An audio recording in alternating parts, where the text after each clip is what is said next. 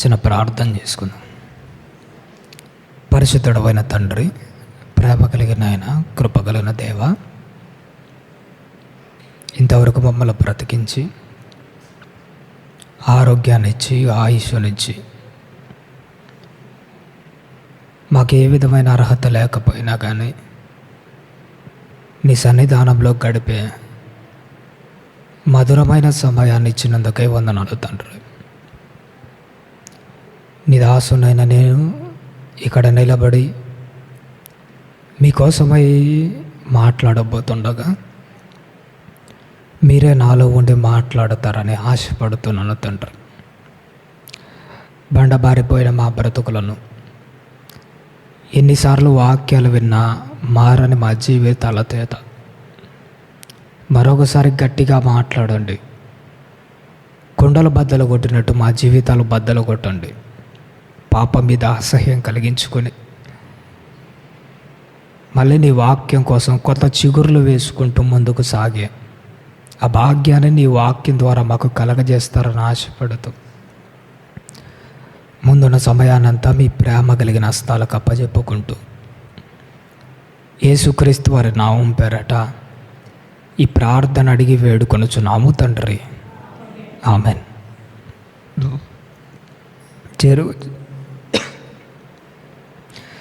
చేరి వచ్చిన దేవుని పిల్లలైన ప్రతి ఒక్కరికి యేసుక్రీస్తు వారి నామం పేరట వందనాలు తెలియజేయుచున్నాను. ప్రభునందు ప్రేమైన దేవుని వాళ్ళారా, ఈరోజు బైబిల్లో నుంచి కొన్ని విలువైన సంగతులను మన ఆత్మీయ జీవితం కోసము జ్ఞాపకం చేసుకుంటూ పోతూ ఉంటాం. మన ఇంట్లో, మన పెరటింట్లో కానీ లేదంటే మన ఇంటి ముందర కానీ ఒక మొక్క ఉంటుంది. ఒక మొక్క ఆరోగ్యంగా చక్కగా గొప్పగా పెరగాలంటే ప్రతిరోజు మనం ఏం చేయాలో తెలుసా? నీళ్ళు పోయాలి, ఎరువు వేయాలి. దానిలో తెగులొచ్చిన ఆకుల్లో ఏం చేస్తూ ఉండాలి? తెంపేస్తూ ఉండాలి. ఎప్పుడు ఒక మొక్క అభివృద్ధి చెందుతుందంటే అన్ని పనులు కంటిన్యూగా ప్రతిరోజు జరుగుతూ ఉండాలి. ఆ మొక్కకు నీళ్లు ఖచ్చితంగా అందాలి, ఆ మొక్కకు ఎరువు ఖచ్చితంగా అందాలి, అందులో ఉన్న పనికి మాలిన ఆకులను కానీ తెగులొచ్చిన కొమ్మలను కానీ ఏం చేస్తూ ఉండాలి? తీసేస్తూ ఉండాలి. ఈ పనులు ఎప్పుడో ఒకసారి జరిగితే ప్రయోజనం ఉండదు, కానీ కంటిన్యూగా జరుగుతూ ఉండాలి. దేవుని వాక్యం కూడా ఎలాంటిదంటే, నీ ఆత్మీయ జీవితం ఒక మొక్క లాంటిదైతే ప్రతిరోజు నీళ్లు పోసి నిన్ను ఎదిగేలా చేసేది ఏంటో తెలుసా? దేవుడి వాక్యం. ప్రతిరోజు ఎరువేసి నిన్ను గొప్ప స్థాయిలో నిలబెట్టేది దేవుని వాక్యం. ఇంకా చెప్పాలంటే ఫలించని, తెగులొచ్చిన, పనికి మాలిన తీగలు మనలో కూడా కొన్ని కనపడుతుంటాయి. ఈ వాక్యం ఏం చేస్తుందో తెలుసా? నీలో నాలో ఉన్న పనికి మాలిన తీగలను తీసివేస్తుంది. అన్నిటికీ సమాధానము ఒకటే ఒకటి, వాక్యం. ఒక మొక్కకు ప్రతి దినము నీళ్ళు ఎలా అయితే అందాలో నీకు కూడా ప్రతిరోజు దేవుని మాటలు అందాలి. అందుకే కీర్తనల గ్రంథంలో ఒక మాట ఉంటుంది, మీకు తెలిసిన మాటనే. ఒక చెట్టట నది ఒడ్డున నాటబడిన తర్వాత నిరంతరము, ఆ మాట చదవండి, ఒక బాగుంటుంది. 1వ అధ్యాయము కీర్తనల గ్రంథము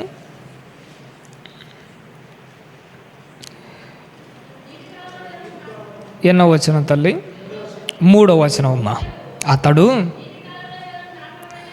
నీటి కాలువల యోరను నాటబడిందై ఆకు వాడక తన కాలమందు ఫలమిచ్చు చెట్టు వలె ఉండును.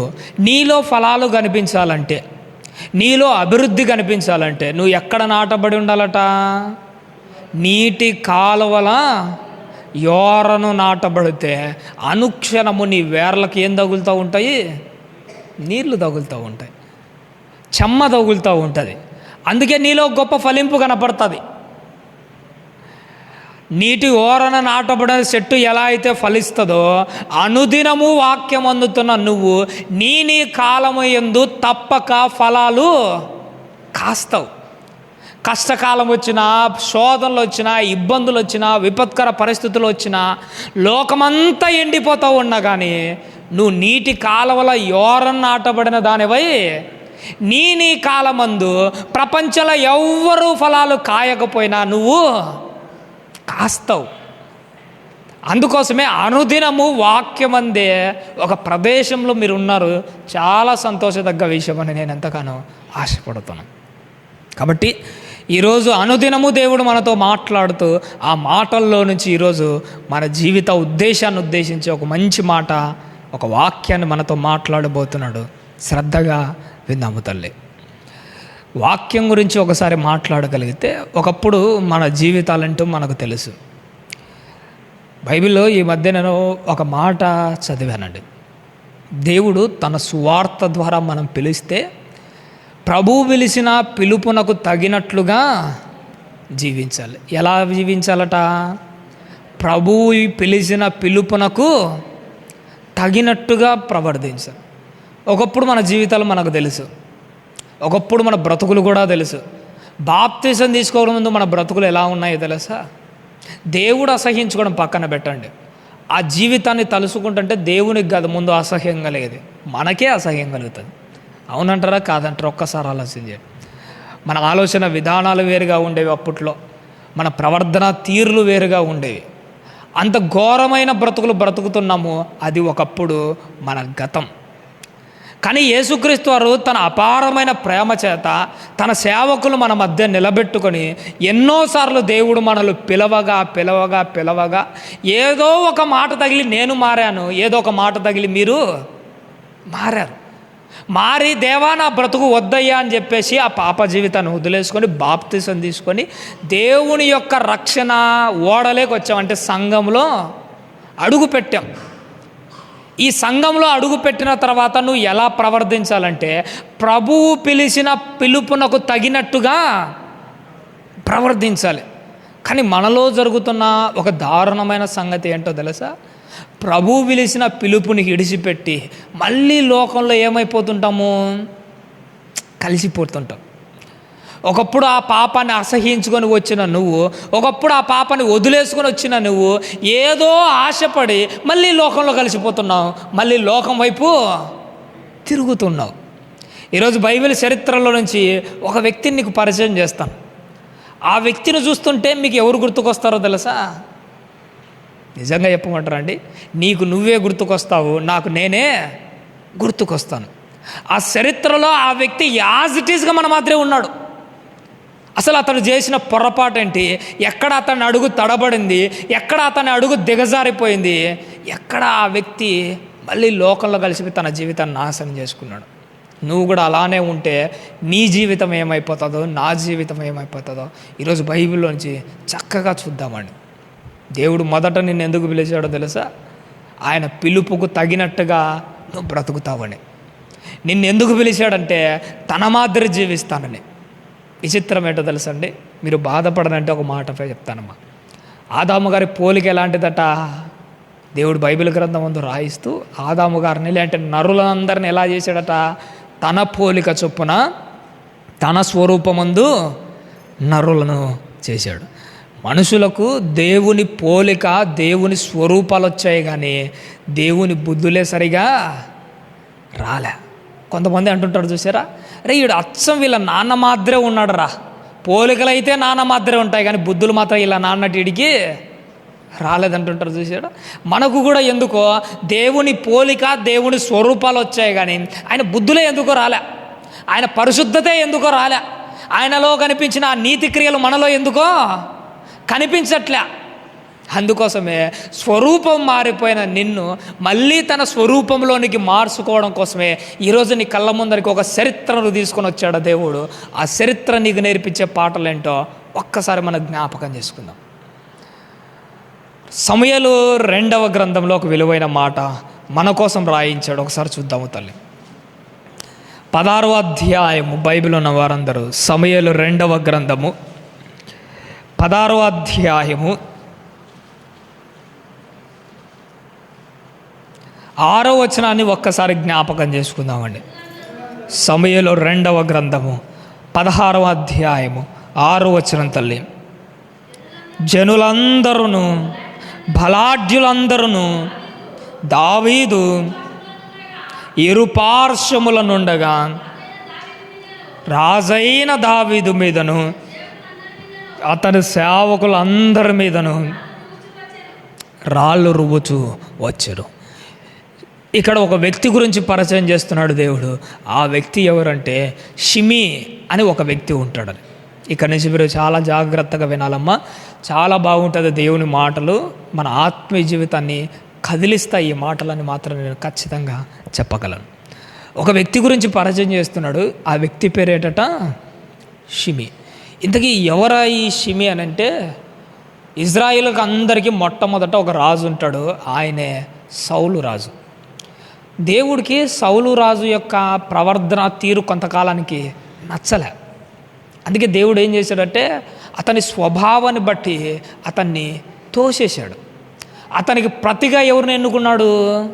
దావీదు. ఎందుకంటే సౌలులో కనిపించిన గొప్ప లక్షణాలు ఎవరిలో కనిపించాయి?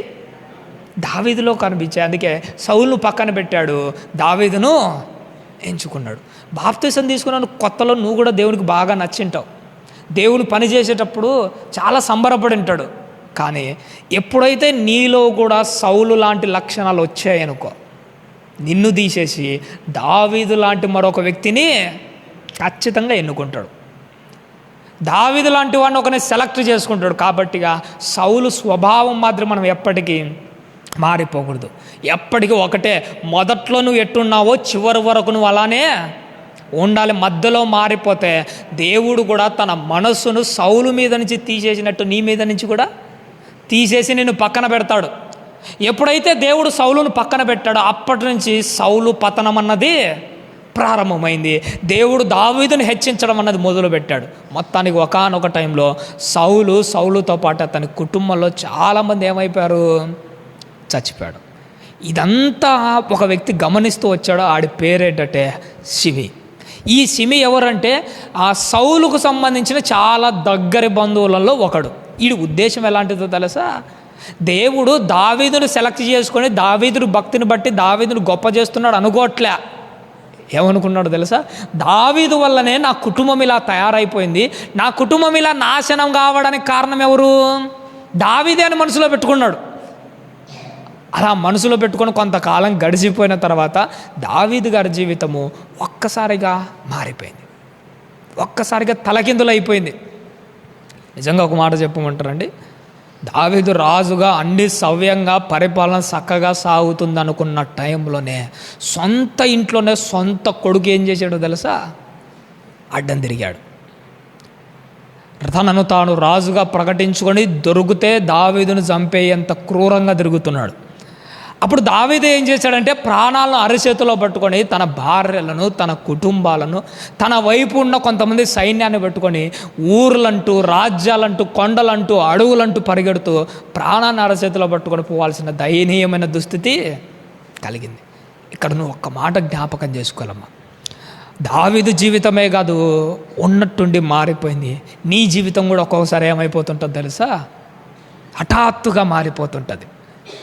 ఎప్పుడూ ఒకే మాదిరి ఉండదు నీ పరిస్థితి. ఇప్పుడున్నట్టే ఎల్లప్పుడూ ఉండదు. దాన్ని నువ్వు ఎప్పటికీ మనసులో పెట్టుకో. ఎప్పుడైనా నీకు ఆరోగ్యం సరిగా లేదనుకోండి, ఒకవేళ ఐసీయూలో పెట్టాడు అనుకో, నేను వెంటిలేటర్ మీద పడుకోబెట్టి నీ హార్ట్ బీట్ చెక్ చేసి ఒక మానిటర్ ఉంటుంది చూసినారా, అందులో వేవ్స్ ఎలా ప్రయాణం చేస్తుంటాయి తెలుసా? ఒకటి పైకి, ఒకటి కిందికి, ఒకటి పైకి, ఒకటి కిందికి, ఒకటి పైకి, ఒక కిందికి సాగుతుంటుంది. వెంటిలేటర్ మీద ఉన్నప్పుడు నీ హార్ట్ బీట్ చెక్ చేసే ఆ వేవ్స్ ఎలాంటిదో నీ బ్రతుకు జీవితం కూడా అలాంటిదే. ఎప్పుడూ ఒకే మాదిరి ఉండదు. ఇప్పుడు అన్నీ బాగానే ఉన్నట్టుంటాయి, కానీ ఉన్నట్టుండి పడిపోతావు. కానీ గుర్తుపెట్టుకో, ఎప్పటికీ పడిపోయిన స్థాయిలోనే ఉండవు, మళ్ళీ లేస్తావు. ఒకవేళ నువ్వు నీతిగా బ్రతుకుతుంటే, ఒకవేళ నీలో యథార్థత ఉంటే ఎప్పటికీ దేవుడు నిన్ను ఆ స్థాయిలోనే పెట్టాడు. పడిపోయిన నిన్ను మళ్ళీ పైకి లేపుతాడు ఖచ్చితంగా. యోబు గారి జీవితం చూసారా? ఒక్కసారిగా పతనం అయిపోయింది, ఒక్కసారిగా తొక్కబడిన జీవితం మాదిరి కనపడింది. కానీ దేవుడు జ్ఞాపకం చేసుకుంటాడు, నీతిమంతుడు 7 మార్లు పడినా తిరిగి లేస్తాడు. యోబులో ఉన్న ధైర్యం ఏంటో తెలుసా? యోబులో ఉన్న బలం ఏంటో తెలుసా? అతని నీతే అతని బలం, అతని భక్తే అతని బలం. పడిపోయినా కానీ నా బంధువులు నాకు సపోర్ట్ చేసి నన్ను లేపుతాడు అనుకోలే, నా స్నేహితులు నాకు చేయి అందిస్తాడు అనుకోలే. ఆయన అనుకున్నది ఒకటే, నా నీతే నాకు బలము, నా దేవుడే నా శక్తి. అందుకోసమే ఆయన నీతి ఆయనను మళ్ళీ లేపింది, ఆయన భక్తి ఆయనను లేపింది. నీ జీవితంలో గుర్తుపెట్టుకో, ఏదో ఒక టైంలో నీ జీవితం కూడా పడిపోతుంది. అంటే లోక సంబంధంలో అయినా కాదు నేను చెప్పేది, ఆత్మీయ జీవితం గురించి కాదు మాట్లాడుతున్నది. ఏదో ఒక టైంలో నువ్వు కూడా పడిపోతావు, కానీ దేవుడు నిన్ను లేపుతాడు. దావీదు గారి జీవితం కూడా తారుమారైపోయింది. తారుమారైపోయేటప్పుడు ఒక్కడొచ్చాడు, ఆడి పేరేంటంటే షిమీ. పాపం ఆయన కొండలంటూ దారులంటూ పట్టుకొని పోతుంటే ఒక మార్గము గుండా పోవాల్సి వచ్చింది. ఆ ఊరు పేరు ఏం పేరంటే బహీరూమ్ అని ఒక ఊరు నుంచి వెళ్ళాల్సి వచ్చింది. ఆ ఊరు ఎవరిదంటే షిమీ అన్న వీడిదే. దావీదు ప్రాణాల అరచేతిలో పట్టుకొని పోతా ఉంటే ఈ షిమీ అన్నవాడు ఏమని మాట్లాడుతున్నాడు చూడు తల్లి, 6వ వచనం. ఇప్పుడు మళ్ళీ 6వ వచనం చదువు తల్లి. మళ్ళీ జనులందరూ బలాఢ్యులందరూ దావీదు ఇరుపార్శ్వముల నుండగా రాజైన దావీదు మీదను అతని సేవకులందరి మీదను ఏం చేస్తున్నాడట? రాళ్ళు రువ్వుతున్నాడట. దావీదుడికి ఏ రోజు ద్రోహం చేయలే, పోనీ వీళ్ళ భార్యలను ఏం చేయలే, వీళ్ళ కుటుంబాన్ని అంటే వీడికి సంబంధించిన ఎలాంటి ద్రోహము చేయలే. నిజంగా చెప్పాలంటే దావీదు సౌలుకు కూడా ఎలాంటి ద్రోహము చేయలే. ఎన్నోసార్లు సౌలు చంపాలనుకున్నాడు, కానీ దావీదు ఏ రోజైనా కానీ సౌలును చంపాలనుకున్నాడా? లేదు. ఏ ద్రోహం చేయకపోయినా, ఏ అన్యాయము చేయకపోయినా షిమీ అన్నవాడు ఏమంటున్నాడట? రాళ్ళు రువ్వుతున్నాడట, దుమ్మెత్తి పోస్తున్నాడట. లోకం తీరు ఎలాంటిదో తెలుసా తల్లి? నువ్వు ఎవ్వడికి ద్రోహం చేయకపోయినా, నువ్వు ఎవ్వడికి అన్యాయం చేయకపోయినా నీ మీద రాళ్ళు రువ్వుతారు, నీ మీద దుమ్మెత్తి పోస్తారు. వాళ్ళ బుద్ధులే అలాంటివి, లోకం తీరే అలాంటిది. లోకంలో ఒక మాట ఉంటుంది, ఏటో తెలుసా? కాయలు నిండుగా ఉన్న చెట్టుకే ఏంటట రాళ్ళ దెబ్బలు పడతాయి. పాపం ఆ చెట్టు ఎవడికి ద్రోహం చేసింది లేదు, ఆ చెట్టు ఎవడికి మోసం చేసింది లేదు. నువ్వు దేవుని కోసం నికార్సుగా బ్రతుకుతుంటే, నీలో ఆత్మీయ జీవితాలు ఫలాలు కనిపిస్తుంటే, నువ్వు ఎవరికి అన్యాయం చేయకపోయినా కానీ నిండు చెట్టుకే రాళ్ళ దెబ్బలు అన్నట్లు నీకు మాత్రమే పడుతుంటాయి, నీ మీద మాత్రమే దుమ్మెత్తి పోస్తారు. నువ్వు లెక్క చేయాల్సిన అవసరం లేదు. దుమ్మెత్తి పోస్తూ ఈడు ఏమంటున్నాడంట తల్లి, 7వ వచనం అమ్మ. ఈ షిమీ నరహంతకుడా, దుర్మార్గుడా, చీపో చీపో, నీ వేల వలనని. బా, నిజంగా ఎంత మాటలు అంటున్నాడు, మొఖం మీదనే ఉమ్మేస్తున్నాడు. చూసాడా? చీపో చీపో, నరహంతో కూడా ఎన్ని మాటలు అంటున్నాడు. చూసాడా? దావీదు గారు చూడగానే ఇక్కడ మీకు ఎవరు గుర్తుకొచ్చారో లేదో, కానీ నాకైతే మన ప్రభు అయిన యేసుక్రీస్తు వారే గుర్తుకొచ్చాడు. కొత్త నిబంధన కాలంలో యేసుక్రీస్తు వారు ఆ యెరూషలేము వీధిలో భుజాన శిలువ వేసుకొని ఒకవైపు కోడాళ్ళు కొడుతున్నా, నోరు ఎత్తకుండా మారు మాట్లాడుకున్న సైలెంట్గా పోతుంటే పక్కనున్న శాస్త్రులు, యూదులు, పనికి మాల వక్ర జనాంగం అంతా ఆయన ఏమన్నారు తెలుసా? వీడు పక్కన వాళ్ళని రక్షిస్తాడు కానీ వీడు రక్షించుకోలేడు. ఎన్నిసార్లు రాళ్ళు రువ్వారు, ఎన్నిసార్లు దుమ్మెత్తి పోశాడు, ఎవడు ఎన్ని మాటలు అంటున్నా, ఎవరు ఎన్ని సూటిపోటి మాటలు మొక్కం మీద ఉమ్మేసినా కానీ ప్రభు ఎలా ఉన్నాడట? సైలెంట్గా ఉన్నాడు. ఆ రోజు కొత్త నిబంధనలో యేసుక్రీస్తు ఎలా అయితే కనపడుతున్నారో, ఆ షిమీ దగ్గర నాకు దావీదులో ఎవరు కనిపించారో తెలుసా? యేసుక్రీస్తు వారే కనిపించాడు. ఎవడు ఎన్ని మాటలు అంటున్నా కానీ ఒక్క మాట కూడా అనకుండా సైలెంట్గా పోతున్నాడు. చూసాడా? ఇక్కడ నువ్వు గమనించవలసిన ఒక విషయం ఉంది తల్లి. ఆ రోజు యేసుక్రీస్తు ఎలా అయితే సైలెంట్గా ఉన్నాడో, షిమీ దగ్గర దావీదు ఎలా అయితే సైలెంట్గా ఉన్నాడో, లోకం నిన్ను ఎన్ని మాటలు అంటున్నా కానీ నీలో నాలో కనిపించవలసింది ఏంటో తెలుసా? యేసుక్రీస్తే కనిపించాలి. ప్రవణ దేవుని వారు నువ్వు కూడా మారు మాట్లాడకూడదు. నీలో కూడా తిరిగి ఎదిరించి మాట్లాడే మాటలు ఉండకూడదు. ఎవడైతే నీ మీద దుమ్మెత్తి పోశాడో, ఎవడైతే నీ మీద రాళ్ళు రువ్వుతున్నాడో, ఎవడైతే నీ మీద పగతో రగిలిపోతున్నాడో, అలాంటోడికి నువ్వు సమాధానం చెప్పాల్సిన అవసరము లేదు. అతను ఒకటే అనుకో, బురదలో రాళ్ళు వేయాల్సిన అవసరం మనకు లేదు, ఒక మాట చెప్పుకుంటేనే బురదను చూసి తప్పుకొని పక్కకు పోవాలి, కానీ ఏది బురదను రాళ్ళు వేసావు నువ్వు, ఆ బురద వచ్చి నీ మీదనే పడుతుంది. సిలువలో అంతమంది తిడతా ఉన్నా కానీ ఎందుకు ఆ బురదలో యేసుక్రీస్తు రాళ్ళు వేయలేదు? ఆ సిమిగాడు అంత అడుస్తూ ఉంటే దావీదు ఎందుకు రాళ్ళు వేయలేదు? బురదలో రాళ్ళు వేసి ఆ బురద మన మీదే పడుతుంది. ఎవడు ఎన్ని రాళ్ళు వేసినా నువ్వు చూసి చూడనట్టే పోవాలి. అప్పుడు యేసుక్రీస్తు వారు మళ్ళీ నీలో కనిపించారు. ఈ సిమిగాడు కూడా ఇన్ని మాటలు అంటుంటే సైలెంట్గా ఉన్నాడు. కానీ పక్కనున్న ఒక సైన్యాధ్యక్షుడు ఏమంటాడో తెలుసా? దావీదు సైలెంట్గా ఉన్న పక్కనోడు ఏమంటాడంటే, అయ్యా నువ్వు ఒక్క అవకాశం ఇవ్వు, కుక్క లాంటి వాడు ఈడు నా రాజు అయిన నిన్ను ఇన్ని మాటలు అంటుంటే నువ్వు అవకాశం ఇచ్చే ఒక్క క్షణంలోనే వీని తలకాయని మెడకాయని రెండుగా వేరు చేస్తాను. ఒక్క మాట చెప్పు, ఈయన మెడ మీద తలకాయ లేకుండా చేస్తాను. ఆ సిమిని చూసినప్పుడు మీకు ఎవరు గుర్తుకొస్తున్నాడో కానీ నాకైతే నేనే గుర్తుకొచ్చాను చాలాసార్లు. ఎన్నోసార్లు మనం కూడా లోకల్లో కలిసిపోయినప్పుడు, ఎన్నోసార్లు దేవునికి ద్రోహం చేసినప్పుడు, ఎన్నోసార్లు దేవుని కోసం భక్తిగా బ్రతకనప్పుడు, ఒకవేళ పరలోకంలో సభ జరిగిందనుకో, పక్కనున్న గాబ్రియేలు దేవదూత చూసి, ప్రభువా నేను ఒక పనోణ్ణి, ఒక మికాయేలు దేవదూత చూసి, అయ్యా నేను ఒక పనోణ్ణి, నేనైనా ఇంత భక్తిగా బతుకుతున్నాను, ఏ తప్పు చేయట్లే, నీ పాద సేవలో జీవిస్తున్నాను, అది నీ కొడుకు అనిపించుకోవడానికి వాడికి అర్హత లేదయ్యా, అది బ్రతుకు సరిగా లేదయ్యా, నిజంగా పనోడినైనా నేనే ఇంత బతుకుతుంటే అడిగి బతికే అర్హత లేదయ్యా, నువ్వు ఒక్క అవకాశం ఇయ్యి.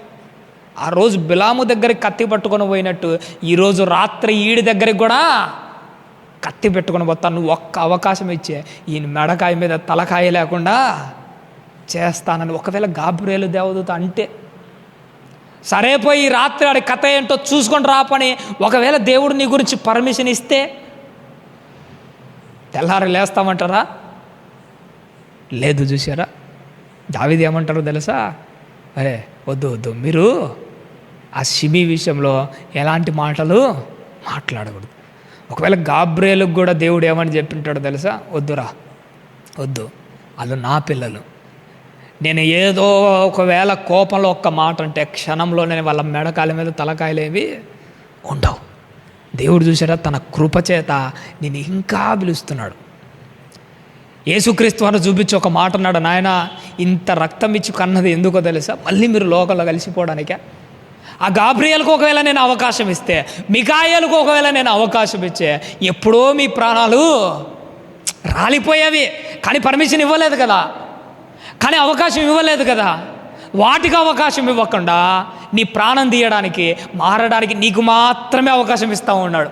పదే పదే ప్రతిరోజు నీకు వాక్యం వినపడుతుందంటే దాని అర్థం ఏంటో తెలుసా? మికాయేలుకి ఇవ్వని అవకాశము మారడానికి నీకు ఇచ్చాడు అవకాశం. చంపడానికి దానికి అవకాశం ఇవ్వలేదు, బ్రతకడానికి నీకు అవకాశం ఇచ్చాడు. ఆ అవకాశాన్ని నువ్వు గుర్తు చేసుకోవట్లే, దాన్ని నువ్వు గమనించట్లే. నువ్వు మారతావని నీకోసం ఎంత చేశాడు. నువ్వు పడాల్సిన బాధలన్నీ ఆయన పడ్డాడు కదా. నిజంగా లోకంలో మనం బ్రతుకుతున్న తీరును బట్టి లోకమంతా మనం మొక్క మీద ఉమ్మేస్తుంది. కానీ యేసుక్రీస్తు ఏమనుకున్నాడో తెలుసా? రే మీ మీద పడాల్సిన ఉమ్మును ఒకప్పుడు నేనే వేయించుకున్నాను. మీరు చేసిన ద్రోహాన్ని బట్టి లోకమంతా మిమ్మల్ని పిడుగుద్దులు గుద్దాలనుకుంటుందా? అవసరం లేదురా, మీకోసం నేను కొట్టించుకున్నాను. కోడాలతో కొట్టి మీ రక్తం కల్లా చూడాలని లోకమంతా ఎదురు చూస్తుందా మీరు చేసిన తప్పులను బట్టి? అవసరం లేదు, మీకోసం నేనే ఆ బాధ భరించాను. చివరకు మీరు చేసిన ద్రోహాలను బట్టి, మీరు బ్రతుకుతున్న తీరులు బట్టి లోకమంతా మిమ్మల్ని చంపేయాలంత పగతో ఉందా? రే మీకోసము నేనే ప్రాణం పెడుతున్నా. ఈ ప్రాణాన్ని చూసైనా కానీ, నా రక్తాన్ని చూసైనా కానీ, నేను చేసిన త్యాగాన్ని చూసైనా కానీ, నేను పిలిచిన పిలుపునకు తగినట్టుగా ఇప్పటి నుంచైనా బ్రతకండి. అదే కదా నీ నుంచి నా నుంచి కోరుతున్నది. అవకాశం ఇచ్చాడా? ఇవాళ అపవాదికి ఏమంటున్నాడు? ఒక్క మాట చూడండి, 10వ వచనంలో కూడా ఒక మాట అంటున్నాడు. అందుకు రాజు, సెరూయా కుమారులారా, మీకును నాకును ఏమి పొందు, వారిని శపింపనీయుడి. దావీదు శపింపమని యెహోవా వాడికి సెలవీయగా నీవు ఇలాగు ఎందుకు చేయుచున్నావని ఆక్షేపణ చేయగలవాడెవడని చెప్పి అభిషేక్తోను తన సేవకులందరితోనూ పలికినదేమనగా, ఇక్కడ చూడండి, మన గుండె తరుక్కుపోయే మాట అంటున్నాడు. నా కడుపున పుట్టిన కుమారుడే నా ప్రాణము తీయ చూచుచుండగా ఆ బెన్యామీనీయుడు ఈ ప్రకారము. ఏమి ఆశ్చర్యం అంటున్నాడు చూసాడా? ఒక మంచి మాట అంటున్నాడు చూసాడా? ఆ షిమిగాడిది ఏముందిరా, నా కడుపున పుట్టిన నా కొడుకే నా ప్రాణాన్ని తీయ చూస్తున్నాడు. వాడి గురించి పట్టించుకోకండి, తిడితే తిట్టని, వదిలేయండి. ఈ మధ్యకాలంలో నేను ఎన్నో వీడియోస్ కొన్ని చూస్తున్నానమ్మా. అవి చూసినప్పుడు భయంకరమైన కోపం వస్తుంది నాకు. కొంతమంది బైబిల్ కాల్ చేస్తున్నారు, చర్చీలు కూలగొడుతున్నాడు, మన ఆడబిడ్డలైన స్త్రీలను వివస్త్రాలు చేసుకొని నడివీధులు ఊరేగిస్తూ చాలా దారుణంగా కొడుతున్నాడు. బైబిల్ కాళ్ళతో తొక్కుతున్నారు, ఆ విధంగా చాలా దారుణంగా ప్రవర్తిస్తున్నాడు అని అన్నీ చూసినప్పుడు నాకు ఏమనిపించిందో తెలుసా? నాకే ఇంత కోపం వస్తుంది కదా, మరి బైబిల్ తొక్కుతున్న వీళ్ళను, బైబిల్ కాలుస్తున్న వీళ్ళను చూసి దేవుని కోపం రాదా? పక్కనున్న దేవదూతల కోపం వచ్చిండదా? అప్పుడు ఒకవేళ దేవదూత నింటది గాబ్రియేలు, ప్రభువా వాడు నీ బైబిల్ తొక్కుతుంటే, బైబిల్ అలా కాలుస్తూ ఉంటే ఒక్క అవకాశం ఇయ్యి, నేను వెళ్ళి వాళ్ళ తాట తీస్తాను, వాళ్ళని ఈరోజు రాత్రికే లేకుండా చేస్తాను. అప్పుడు ఒకవేళ దేవుడు ఏమని వింటాడో నన్ను ఆలోచనలోకి వెళ్ళాను. అప్పుడు ఆయన మనసులో మెదిలిన ఆలోచన ఏంటో తెలుసా? బైబిల్ తొక్కిన వీళ్ళ కంటే బైబిల్ ముందర పెట్టుకొని బైబిల్ వాక్యాలు వింటూ బైబిల్లోది చేస్తానని కూడా చెప్పి బైబిల్లో మాటల ప్రకారం చెయ్యని వాళ్ళని బట్టి వీళ్ళని బట్టి బాధపడాలన్నా వాళ్ళని బట్టి బాధపడాలన్నా ఆయనకి ఇంకా అర్థం కాలే. ఇంకా నేను చెప్పే ఒక మంచి మాట ఏంటో తెలుసండి, బైబిల్ తొక్కినోడి కంటే, బైబిల్ కాల్చినోడి కంటే, బైబిల్ మాటలు వింటూ దేవుని కోసం బ్రతకక ఆయనకు వెన్నుపోటు పొరుస్తున్న నీ విషయంలోనే ఎక్కువ బాధ కలుగుతూ ఉంటుంది. ఆ రోజు షిమీగాడి గురించి, నా కడుపున పుట్టిన కొడుకే ఇలా అయ్యచ్చంటే ఆ షిమీగాని వదిలే అన్నాడు చూసినాడా? ఏదో ఒకరోజు నీ గురించి కూడా ఏమంటుంటాడో తెలుసా? నా పిల్లలు నా వాళ్ళు అనుకుంటున్నా, నా వాళ్ళే బైబిల్ ప్రకారం బతకకపోనంటే బైబిల్ కాల్చేవాడి కథ ఏముంది? బైబిల్ తొక్కుతున్న వాడిదేముంది? వాడు బైబిలే తొక్కాడు, కానీ నా పిల్లలు నా వాళ్ళని చెప్పుకుంటున్న వాళ్ళు నా వాక్యం ప్రకారం బ్రతకక నా గుండెల మీదనే తన్నుతున్నాడు. వాళ్ళదేముందిలే, వదిలే, వీళ్ళ గురించి చూడు, నా కడుపున పుట్టిన బిడ్డలే ఇలా చేస్తున్నాడు. ఆ రోజు సిలువలో తండ్రి వీరేమి చేయుచున్నారు, వీరు ఎరుగరు కనుక వీరు క్షమించని ఎందుకన్నాడు తెలుసా? ఆ క్షణంలో ఆయన మనసులో ఉన్నదేంటో తెలుసా? వీళ్ళైతే ఒకసారి కోడాలతో కొట్టాడు, అదే నా పిల్లలు పదే ఇలాంటి పనులు చేస్తున్నాడు. వాడు నాకు పక్కలో పల్లె పొట్టు ఒకసారే పొడిచాడు, ఇడు చూసాడు ఎన్నిసార్లు పొడుస్తున్నాడు. నా అనుకున్న నా వల్లే ఎన్నిసార్లు బల్లె పొట్టు పొడుస్తున్నాడు. వాళ్ళని చూసి కాదు బాధపడుతున్నది, నిన్ను చూసే బాధపడుతున్నాడు. నా వాళ్ళే ఎలా చేస్తున్నారు ఏంటండి, కుమిలిపోతున్నారు ప్రేమైన దేవుని వాళ్ళను. ఆ లెక్కలో నువ్వు ఉండకూడదనే ఈరోజు ఈ మాటల్ని దగ్గరికి తీసుకొని వచ్చా. ఆ సిమి అన్నవాడు భయంకరంగా శపిస్తున్నాడట, వాడిని వదిలేయండి, నా కడుపున పుట్టిన బిడ్డలతో పోల్చుకుంటే వాడు చేస్తున్నది పెద్ద కథ ఏమీ కాదు. ఇంకా ఏమంటున్నాడండి, 12వ వచనము, యెహోవా నా శ్రమను లక్ష్య పెట్టునేమో, వాడు పలికిన శాపమునకు బదులుగా యెహోవా నాకు మేలు చేయునేమో. ఎంత మంచి మాట! నిజంగా ఆ మాట అనాలంటే దావీదు గారికి ఎంత ఓర్పు ఉండాలమ్మా, ఎంత సహనం ఉండాలి, ఎంత మనస్ఫూర్తిగా అతన్ని క్షమించి ఉండాలి. ఎంత మంచి మాట! ఆడు శపిస్తే శపించను, ఆడి శాపనార్థాలను దేవుడు నాకు దీవెనలుగా ప్రసాదించునుగాక. చాలాసార్లు మన వాళ్ళు కూడా ఏంటో తెలుసా, మన శత్రువులు మన గురించి ఏమనుకుంటుంటారంటే, వీడి కుటుంబం ఎప్పుడు నాశనం అయిపోతుందిరా, వీడి జీవితం ఎప్పుడు పతనం అయిపోతుందిరా అని. అటు పోయినప్పుడు ఇటు అయిపోయినప్పుడు పాముకు విషము కోరల్లో ఉంటే, ఈ మధ్య ప్రజలు చూపిస్తున్న విషము కోరల్లో కాదు, వాళ్ళ కను సూపుల్లోనే చూపిస్తూ ఉంటారు చూసారా. వీడి కుటుంబం ఎప్పుడు నాశనం అయిపోతుందిరా, వీడి జీవితం ఎప్పుడు పతనం అయిపోతుందిరా అనుకుంటుంటారు. లోపల ఎన్నో శాపనార్థాలు పెడుతూ నిన్ను ఒక రకంగా చూస్తూ ఉంటారు. కానీ దావీదు గుర్తు చేసుకున్నట్టు ఒక్క మాట గుర్తు చేసుకో, దేవుడు వాళ్ళ శాపవచనాలను నీకు దీవెనగా ప్రసాదిస్తాడు. ఆకాశంలో నుంచట సూర్యునిలో నుంచి అతి నీల లోహిత కిరణాలు, భయంకరమైన కిరణాలు బయలుదేరుతాయి, కానీ ఆ కిరణాలు భూమిని తాకవు తెలుసా. భూమి మీదకి వచ్చి ఒకేవేళ తాకే అనుకో, అప్పటికప్పుడట భూమి తగలబడిపోతుందట. కానీ మధ్యలో ఏం జరుగుతుందో తెలుసా? ఈ భూమికి సూర్యునికి మధ్యలో ఓజోన్ లేయర్ అని ఒక పొర ఒకటి ఉంటుంది. సూర్యుని నుంచి వచ్చి అతినీల లోహిత కిరణాలు డైరెక్ట్ భూమి మీద పడక, ఎప్పుడైతే ఆ ఓజోన్ పొరను తాకి భూమి మీదకి వస్తాయో, పనికిమాలినవి జీవితాలను నాశనం చేసే ఆ కిరణాలు మన జీవితాలు బాగు చేసే కిరణాలుగా మారిపోతుంటాయి. ఉదయాన్నే ఎండ వేడికి ఉదయాన్నే రెడ్గా కనిపించే సూర్యుని ముందర నిలబడ్డారు అనుకో, మనకేమొస్తుంటుంది తెలుసా? ఆరోగ్యంతో కూడిన డి విటమిన్ వస్తుంటుంది. అందుకే పసిపిల్లలను తీసుకుని తల్లి ఎక్కడ నిలబడుతుంటుంది? ఆ ఎర్రగా మండుతున్న ఆ సూర్య యొక్క కిరణాల్లో నిలబడుతుంది. ఎందుకంటే ఆ కిరణాలకి మేలు చేస్తాయి. అదే ఓజోను పొరనే మధ్యలో లేకపోతే, ఇలాంటి ఫెసిలిటీసే దేవుడు ఏర్పాటు చేయకపోతే, నీ జీవితం నా జీవితానికి ఆ సూర్యకిరణాలు ఎంతో కీడు చేస్తాయి. పనికి మాలినవి నిజంగా చెప్పాలంటే మనకు అపాయకరమైన సూర్యకిరణాలను దేవుడు ఓజోన్ లేయర్తో ఫిల్టర్ చేసి వాటినే నీకు మేలుకరంగా దయచేసినప్పుడు, శత్రువుల యొక్క శాపనార్థాలను దేవుడు ఏం చేస్తాడట? నీకు దీవెనలుగా ప్రసాదిస్తాడట. బిలామట ఇజ్రాయేలులైన దేవుని పిల్లలను శపించడానికి వెళ్ళాడు, శపించాడు కూడా. కానీ ఆ శాపనార్థాలను దేవుడు వాళ్ళకు దీవెనలుగా ప్రసాదించాడు. షిమీ యొక్క శాపనార్థాలను దేవుడు దావీదుకు దీవెనలుగా ప్రసాదించాడు.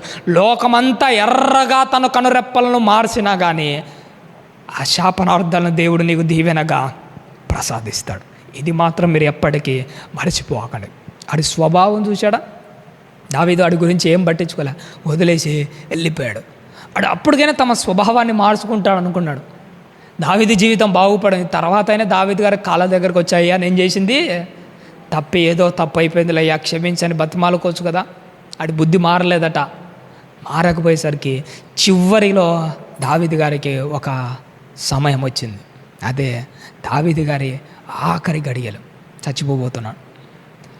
ఆడు నిజంగా మారి ఆయన కాళ్ళ దగ్గరకు వచ్చి బతిమాలుకుంటే క్షమించేవాడేమో, కానీ ఆడి బుద్ధి మారలే, ఆడి స్వభావం మారలే. చచ్చిపోయేటప్పుడు దావీదు తన కొడుకునైన సొలొమోను పిలిచి అందరు మంచోళ్ళ గురించి చెప్పాడు, ఒకే ఒక్క పనికి మాలినోడి గురించి కూడా చెప్పాడు. ఆ ఒక్కడెవడో తెలుసా? ఈడే షిమీ. షిమీతో ఏమన్నాడంటే, సొలొమోను, షిమీ వాడు నాకు చేసిన ద్రోహం నీకు తెలిసే ఉంటుంది. ఆడు మాత్రం బతకడానికి వాడికి అర్హత లేదు, ముసలోడు అయ్యేంత వరకు బతకకూడదు. ఆడు ఏదో ఒకటి తెలివిగా ఆలోచన చేసి నువ్వు చేయాల్సిందేదో చెయ్యి. అప్పుడు సొలొమోను, దావీదు చనిపోతాడు, సొలొమోను పిలుస్తాడు. సొలొమోను ఈ షిమీని పిలిచి ఒక మాట అంటాడు, రే నువ్వు మా నాన్నకు చేసిన ద్రోహం ఏంటో నాకు గుర్తుకే ఉంది, మా నాన్నకు చేసిన అన్యాయం ఏంటో నా మనసులో మెదులుతూనే ఉంది. ఇప్పుడే ఈ క్షణంలో నేను నిన్ను చంపగలను, కానీ నీకు ఒక అవకాశం ఇస్తున్నా, ఒకే ఒక్క అవకాశం. ఈ యెరూషలేము దగ్గర కిద్రోను వాగు అని ఒకటి ఉంటుంది. ఈ వాగును ఎప్పుడైతే దాడతావో అప్పుడే నీ ప్రాణము పోతుంది, అయిపోయింది, నీ కథ అయిపోతుంది అని చెప్తాడు. ఇక్కడ నువ్వు ఒక్క మాట గుర్తుపెట్టుకోవాలి, సొలొమోను షిమీ అన్న వాడికి ఒక్క అవకాశం ఇచ్చినట్టు దేవుడు కూడా నీకు కూడా ఒక్క అవకాశం ఇచ్చాడు. నువ్వు మారి తన దగ్గరకు వస్తావు.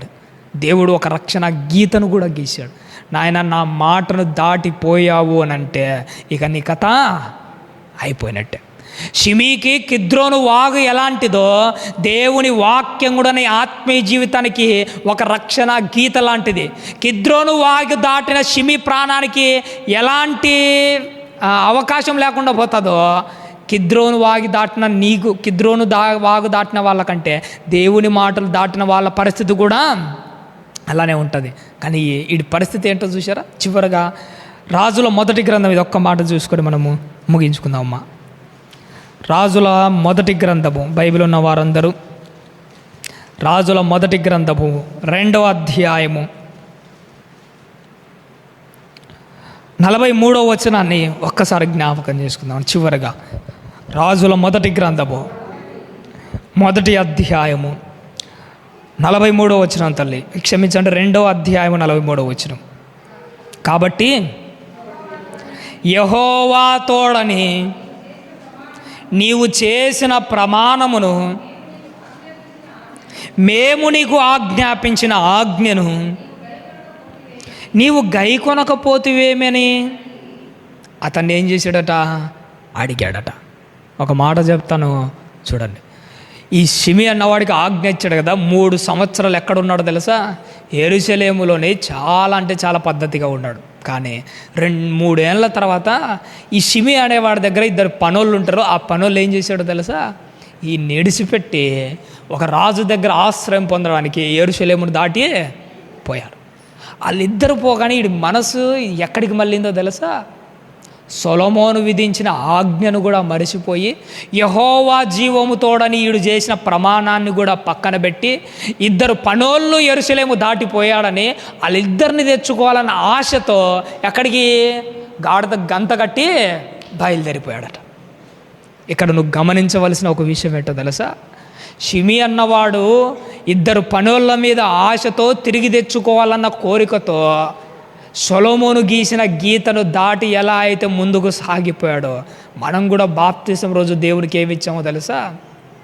ఒక మాట ఇచ్చాం, అయ్యా మళ్ళీ లోకంలో కలిసిపోమని. నువ్వు కూడా ఎన్నోసార్లు ఆత్మీయ జీవితంలో ఏమైపోతుంటావు? గీత దాడుతుంటావు. ఆ దాసులు ఎలా అయితే మనల్ని ఆకర్షించాడో, లోకం కూడా మనల్ని ఎన్నోసార్లు ఆకర్షించింది. పోయాడట, తన దాసులను అయితే తెచ్చుకున్నాడు. తెచ్చుకున్న తర్వాత సొలొమోను వాడు పిలిచాడు. విషయం తెలిసిన తర్వాత ఒకటే మాట్లాడు, రే యెహోవా జీవంతో నువ్వు ప్రమాణం చేసావు కదా, ఆ వాగు దాటనని నాకు మాట ఇచ్చావు కదా, వాగు దాటితే నీ ప్రాణం పోతుందని చెప్పాను కదా, ఎందుకు దాటావు? దాటినందుకు నువ్వు చేసిన తప్పుకు నీకే శిక్ష. అందుకే ఆ రోజు షిమి ప్రాణము పోయింది. షిమి ఎలా అయితే గీత దాటి తన ప్రాణాన్ని పోగొట్టుకున్నాడో, దేవుడు కూడా మనకు ఎన్నోసార్లు ఆత్మీయ జీవితంలో వాక్యం జర నాయనా లోకం వైపు వెళ్ళకు, గీత దాటకు ఎన్నోసార్లు చెప్పాడు. ఎన్నోసార్లు నువ్వు కూడా గీత దాటావు కదా. ఒకవేళ సొలొమోను షిమిలో చూసినట్టే దేవుడు నీలో కూడా ఒక షిమిని గారిని చూచే, ఒకవేళ నీలో కూడా ఒక షిమిని చూస్తే ఏమైపోతావో తెలుసా? నీకు నాకు బ్రతికే అర్హతే ఉండదు. ఇంకా నీలో ఒక షిమిని చూడట్లే దేవుడు. నీకు ఇచ్చిన అవకాశాన్ని పోగొట్టుకోకూడదు ప్రభువైన దేవుని వల్ల. ఒక ఏశావుకు దేవుడు కూడా మొదట్లో అవకాశం ఇచ్చాడు, ఆడికే అవకాశం ఇచ్చాడు జ్యేష్ఠత్వం, కానీ అవకాశాన్ని పోగొట్టుకున్నాడు. అవకాశం పోయిన తర్వాత మళ్ళీ రాలే. ఒక ఏశావుకే కాదు, నీకు కూడా ఒక అవకాశం ఇచ్చాడు. బయట వాళ్ళ కంటే ముందు నీకే అవకాశం ఉంది. ఎంతోమందికి క్రీస్తు రక్షణ సువార్త తెలియదు, కానీ నీకు వచ్చింది అవకాశం. పోగొట్టుకున్నావా? ఏశావు మాత్రం నువ్వు ఎంత వెతికినా మళ్ళీ తిరిగి రాదు. ఆసక్తితో వెతికినా, కన్నీళ్లతో వెతికినా పోయిన అవకాశం మళ్ళీ రాదు. అవకాశాలు పోగొట్టుకోకూడదు. ఎప్పుడో ఒకసారి వచ్చేది కాదు, వచ్చిన అవకాశాన్ని పోగొట్టుకుంటే మళ్ళీ రాదు. ఎందుకంటే ఏశావుకు రాలే. నీలో ఒక ఏశావును చూడకుండా ఉంటే చాలు, నీలో ఒక షిమి కనిపించకుండా ఉంటే చాలు. చరిత్రను చూసి నువ్వు ఒక పాఠం నేర్చుకోవాలి. షిమి జీవితాన్ని చూసి ఒక పాఠం నేర్చుకోవాలి. చరిత్ర మనకు ఎన్నో నేర్పిస్తుంది. చరిత్ర ఎలా బ్రతకాలనో నేర్పిస్తుంది. చరిత్ర ఎలా బ్రతకకూడదో కూడా నేర్పిస్తుంది. ఒక అబ్రహామును చూస్తే విశ్వాసంగా ఎలా ఉండాలో నేర్పిస్తుంది. ఒక బిలామును చూస్తే నమ్మక ద్రోహం ఎలా చేయకూడదో నేర్పిస్తుంది. ఒక మొర్దెకైని చూపిస్తే చరిత్ర ఏమని నేర్పిస్తుందో తెలుసా? దేవుని కోసం పౌరుషంగా బ్రతకడం అంటే ఏంటో నేర్పిస్తుంది. ఒక హామాను చూపించి చరిత్ర ఏమని నేర్పిస్తుందో తెలుసా? కుట్రలు చేసి మోసాలు చేస్తే నువ్వు తవ్విన గోతులో నువ్వు ఎలా పడిపోతావో ఆ చరిత్ర నీకు నేర్పిస్తుంది. చరిత్ర నీకు ఎన్నో నేర్పిస్తుంది. షిమి చరిత్ర కూడా నీకు ఒక పాఠం నేర్పిస్తుంది. గీత దాటితే నీ ప్రాణానికి అవకాశమే లేదు. గీత దాటడమే కాదు, నీ జీవితమే చేయి దాటిపోతుందని మాత్రం మరచిపోక.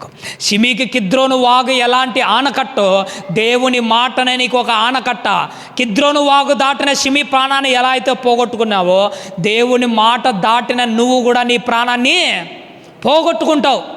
ఏశావు అవకాశాన్ని పోగొట్టుకున్న తర్వాత ఆసక్తితో వెతికినా, కన్నీటితో వెతికినా తిరిగి రానట్టు నరకంలో దాటి అడుగు అటువైపు పడిందనుకో, నరకంలో కన్నీళ్ళు కారసిన, ఆసక్తితో వెతికినా, ఎంత బతిమాలుకున్నా ఏశావుకు పట్టిన గతే నీకు కూడా పడుతుంది. నరకంలో నీలో ఏశావును చూసినట్టు భూమి మీద బతుకున్నప్పుడే నీలో ఏశావును చూడకుండా ఉండేలాగా చూసుకో.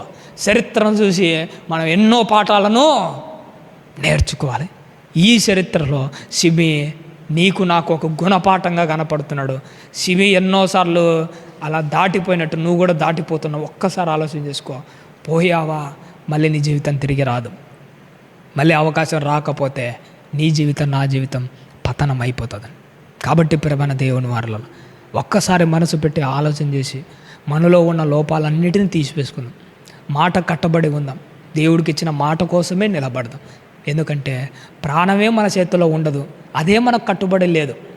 మనం ప్రాణం పోకముందే దేవుని మాటకు మాత్రం మనం కట్టుబడే ఉండాలి. దేవుని దగ్గరికి వచ్చిన నువ్వు దేవుని దగ్గరికే రావాలి, అలా చేరుకోవాలి ప్రియమైన దేవుడు వారు. కానీ సిమి మాదిరి మన జీవితాలు అన్యాయం కాకూడదు. ఎందుకంటే 1000 మంది ఆత్మీయ జీవితం ప్రారంభిస్తే 999 మంది సిమి లాంటి వాళ్ళే, లోకంలో కలిసిపోతున్న వాళ్ళే. ఆ ఒక్కరిలో నువ్వు ఉండాలి, ఆ ఒక్కరిలో నేను ఉండాలి. చచ్చినా కానీ గీత దాటకూడదు. యెరూషలేములో ఉన్నంత వరకే ఆ సిమికి రక్షణ, సంఘంలో ఉన్నంత వరకే నీకు కూడా రక్షణ. ఆత్మీయమైన వలయంలో ఉన్నప్పుడే నీ ఆత్మీయ జీవితానికి చాలా అంటే చాలా బాగుంటుంది. పోగొట్టుకుంటే మళ్ళీ రాదు. కాబట్టిగా వాక్యాన్ని మనసారా స్వీకరించండి, చక్కగా ఆలోచన చేయండి, చక్కగా దేవుని కోసం బ్రతకండి. అలా మీరు నేను మనం అందరం ఉండాలని ఆశపడుతూ ఓపికతో విన్నందుకు మీకు అందరికీ నా నిండు మనసుతో వందనాలు తెలియజేస్తూ ఈ నా మాటలు ముగిస్తున్నాను. చివరగా మన పెద్దలు జీవరత్నం అయ్య గారు చివరిగా